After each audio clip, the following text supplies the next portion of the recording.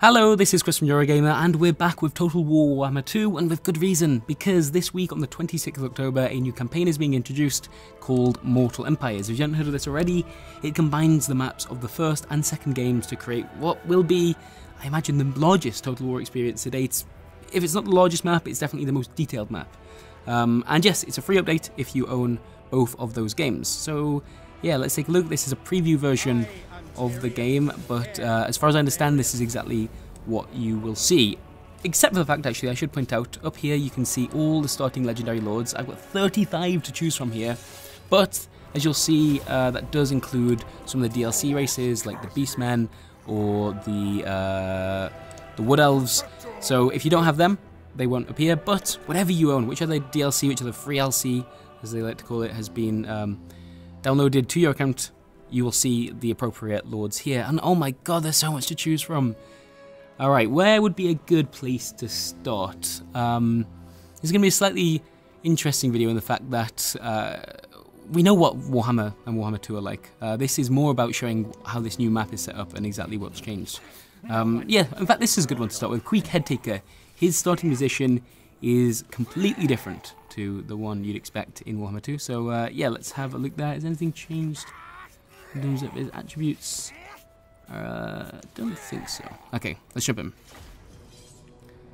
So yes, Queek, who usually starts in the sort of southern area of the New World, which is the map for Warhammer 2, has now been transitioned over to an Old World location. There is a particular settlement that he desperately wants to claim, which is Karak 8 Peaks, is that right? Karak? Oh, I should know this. I'm not a massive Warhammer fantasy buff, but I do know that the team has decided to switch him over there just to give him a sort of the correct thematic location for this character, which they couldn't do with the standard Warhammer 2 campaign because people like the dwarfs weren't in it.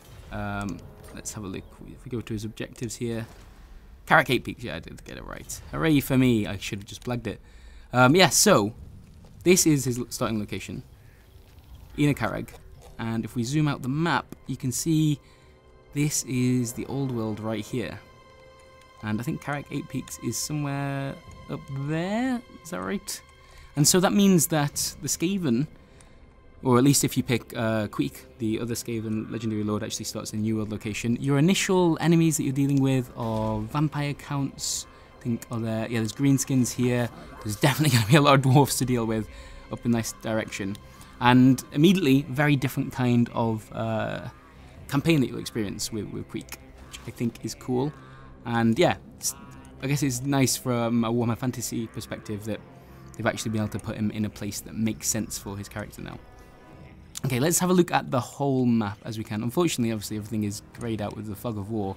Let's get some sense of how large this map is. Now, if you've been following the Total War sort of social media pages, you'll see that they actually released a full version of the map and all the starting locations, which I would recommend that you go and take a look at if you're interested. But as far as I can tell, the crux of what's happened here is the New World has been shrunk down in size. Like Ulthuan, for example, is slightly less substantial than it is in the standard Warhammer 2 campaign. I think a lot of the Southland stuff has been removed, but they've needed to do that to make these two maps fit together. In fact, if you actually look at some of the Warhammer Fantasy maps unrelated to the game, I believe the Old World is supposed to be much, much smaller than the Old World. If I just said Old World twice, the Old World is supposed to be much, much smaller than the New World.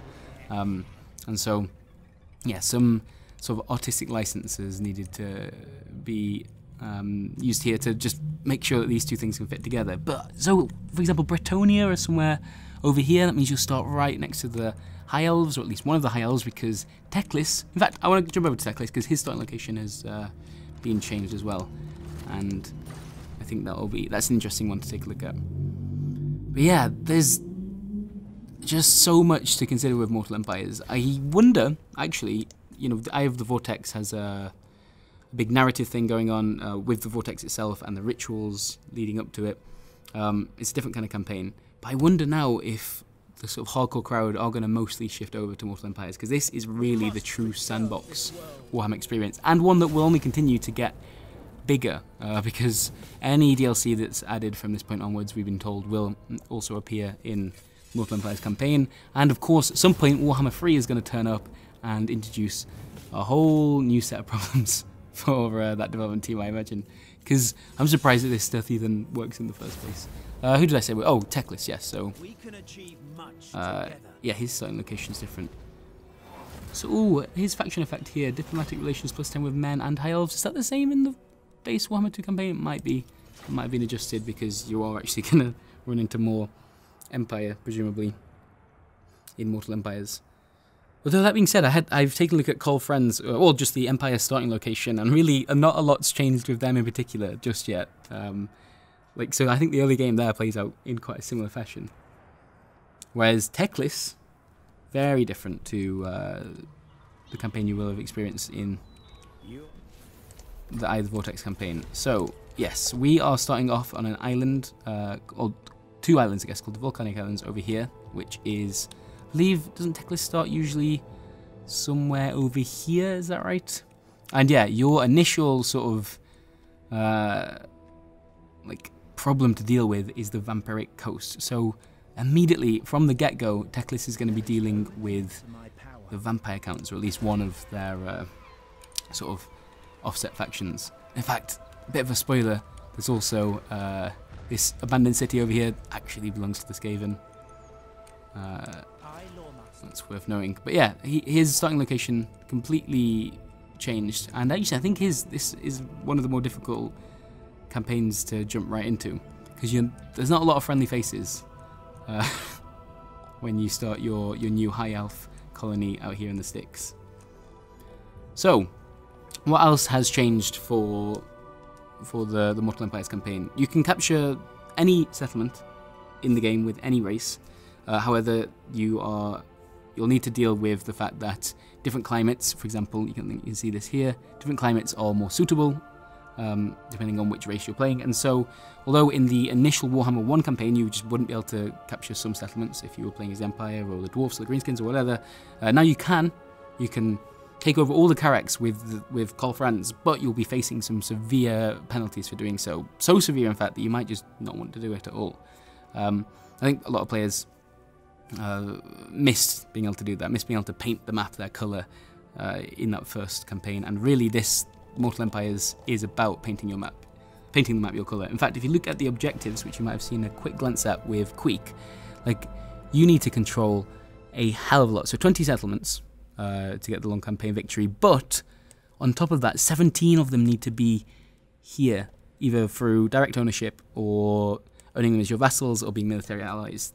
That includes Altdorf, so if you want to win this campaign with Teclis, you either need to be very good friends with the Empire, or you need to actually take the fight to them and capture that settlement. And yeah, a lot of stuff here that means, and this is an important thing, and something I'm really glad that they've put some thought into. These objectives mean that if you are playing as a New World race, you need to go over to the Old World. You can't just ignore it and play a campaign just focused around your area, which, yeah, was an issue I figured might crop up. Then the other issue, and this is something that we can't really properly show off just yet, is the fact that the end turn timers, Creative Assembly have come out and said they're just going to be longer than they are in a standard campaign, because we didn't want to take too much out, because the whole point of Mortal Empires is that as much as the Warhammer world can be present as possible, and so the more factions they take out, the further away from that goal they're going to be. So if we end turn now, it doesn't really give you much of a fair reflection of what this is going to be in the late game, because we can't see any of these races, so we're not having to, the camera's not jumping around the map to follow armies. There aren't a lot of armies just yet, there aren't, these factions are still in their very early stages, and so an end turn right now where we're just blasting through each of the races is fine, but I mean, once you get into the real heart of a Mortal Empires campaign, I imagine that's going to balloon. And you know what, I think I'm okay with that. I think I'm okay with making that sacrifice, the waiting longer between turns rather than losing, factions or detail. Because if you don't want that, then you can play a small campaign like one of, the more narrative-led ones like the Eye of the Vortex or Warhammer 1 campaign. What else is different here? Speaking of the vortex, actually, yeah, it's still there. It's very much a presence on the map. However, the whole vortex quest line that is in the Warhammer 2 campaign isn't here, and that makes sense really, because if you could win the game by controlling the vortexes, the High Elves and the Empire aren't going to have a great time because they might not even know that you're doing that. And so, yeah, that sort of sense of narrative has been stripped back. Interestingly, however, the sort of end game of the Warhammer 1 campaign has not. The Chaos Invasion still happens at some point during the campaign, so from the north the Chaos will appear. However, on top of that, I've been told that the Chaos Invasion, you'll feel it across the entire map in some form. So it's not just the Empire and the sort of old world factions that are going to have to deal with the brunt of that. If you're playing as Teclis over here, you will know when the Chaos turn up, and you're going to have to confront that in some way, I'm told. I'm not sure exactly how that will present itself and how that'll look, but yeah, expect to be fighting the Chaos along with everyone else, which is good, because it means that, there isn't a massive disparity between the old and new world races. What else do we have here?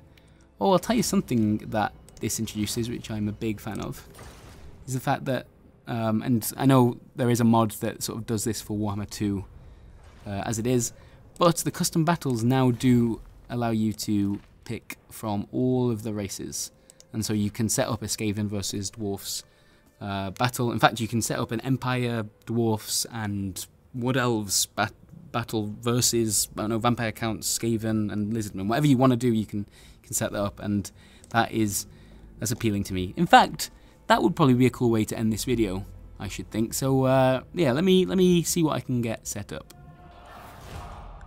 Okay, so here we are. We have an army of High Elves here under my control, joined by the Empire and the Dwarfs, and oh my god, this is great already. Just being able to see Old World and New World units side by side is a fun thing, and we are up against, oh my god, so many things. The Skaven, Dark Elves, and Greenskins. Oh, bugger. Man, they've gone for really long columns of units, huh? Okay, well, we'll see how this plays out. I'm not entirely sure. I am not used to battles that are this large, but we'll give it a go, and we'll see, more importantly, how my machine holds up. Alright, okay. I don't like it. I don't like it. I don't want to unpause. I don't want to unpause. Terrible, terrible things are going to happen. We'll just reposition those slightly. Get the dragon over there. And alright. Oh, you guys are all just standing still? Nope, nope. You fancy a bit of movement. Alright. Come on. Oh, my Eagle Claw bolt throw is just out of range. That'd be fun, wouldn't it? How far out of range? Oh, we are moving forwards, it seems. Okay. I'll stick with my pals, because I don't want to be left at the loop here. Oh my god, I don't even know what's on the right hand side here. Shock cavalry, great axes. I've mostly gone for Lothran Seaguard because they are bloody brilliant. Like, really decent spearmen with also exceptional range capabilities. So yeah, we'll keep popping forwards, I think. Oh, no, and we'll try and hold some kind of formation. Are we? Oh, yes, we are. The bolt thrower started. What are you firing at? Hey, we got a kill. We're useful. Okay. Let's keep just being relevant. Oh, there we are. The Sea Guard are in. Oh my god, my machine's actually not doing too bad yet. We'll see what happens once. Oh, more stuff's going on. The Empire charging in. We've got swordsmen, halberdiers, Volkmar the Grim. Am I just... Oh, crap. What have we got here? Shock cavalry, huh? Okay. Well, we'll just take a quick pause and press this button here, which will be fun to watch. We doing it? Yes! Oh! That's more like it. Man.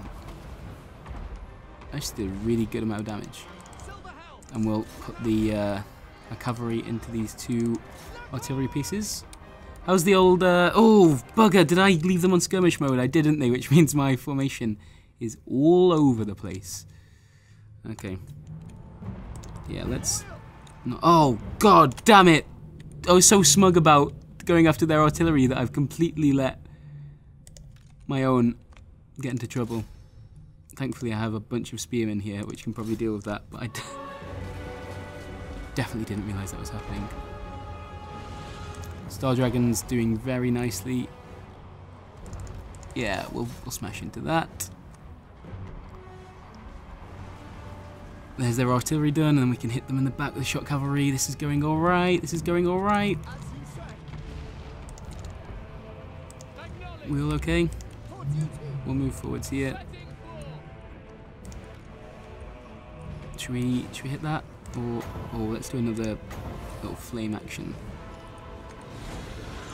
Yes! And then maybe hit those guys, and we really should be doing more with the old shot cover here. Oh, go on! Yes! Hello, greenskins. I'll send you back to Warhammer 1. That was really shit fighting talk, sorry. Okay. If we've got here, we've got a wizard. Do we want to annoy them with maybe just one unit of shot cavalry? I'm really not getting into the fray properly just yet. But I'm having such a wonderful time, and you know what, let's... Oh! Dwarfs fighting Skaven just as it's supposed to be. Oh! You know what, I've seen the complaints online about the Mortal Empires campaign map being smaller than some had hoped, and I completely get that criticism, particularly if you play as certain, you know, lizardmen, legendary lords. It's a bit disappointing that, you know, the map doesn't fully represent them, but just on a base level, it's very, very cool to see all these different units fighting each other. Reminds me a little bit of, you know, like the first time you watch the Avengers and you've seen all these various like origin stories of the different heroes, and then just seeing them on the same screen together has an appeal to it. That's where I'm at right now. Oh my god, this is ridiculous. Alright, what am I doing? I imagine I've left units all over the place. My Star Dragon, really, I'm not doing enough with. What should we hit? Anything that is really troubling in there? Could just get them into the middle of this fray here. Although it looks like we're winning pretty easily right now. Fuck it, let's hit some really weak Skaven Spearmen. You wanna give this a go, do you, Black Orcs? Because I feel like your morale's gone before you even got into the fray. But okay. You can try if you like. I tell you what, I haven't done anything with Tyrion either. I just left Tyrion at the back, just having a nice time. God, I've been a really crap addition to this fight.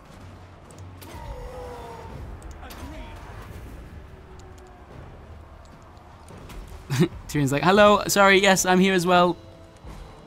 What are the legendary lords up to? Just hanging? Where have my cavalry gone? Oh, I've really lost one of them. All four of them back there. Great.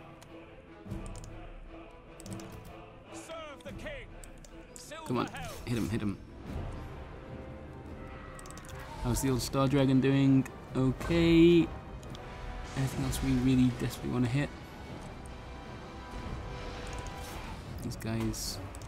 How's Tyrion doing chasing after a War Hydra all on his own? Surprisingly well.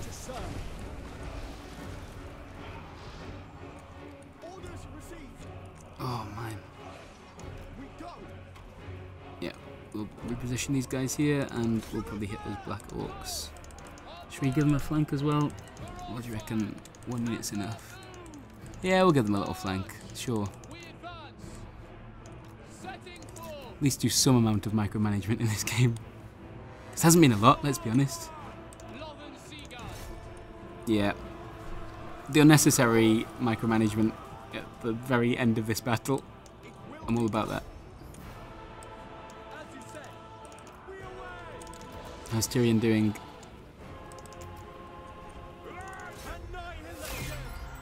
Alright, okay, there we are. Well, I think that's a nice way to wrap up this video. If you have any questions about the Mortal Empires campaign, I mean, it is out this week, and yeah, those of you that are probably most interested in it likely already own both games, but if you have any questions, just big or small, let me know in the comments, and I can take a look at the campaign map and answer any small stuff, just about starting positions, or how certain mechanics work with different races. Happy to take a look at that if you have any questions. Alright, hopefully that was useful, and yeah, I think this is just a cool addition to the game. I suspect this, for me at least, is going to be the now de facto way to play Warhammer 2. So yeah, see you in about 300 turns, I guess. Thank you very much for watching, and we will see you next time. Goodbye.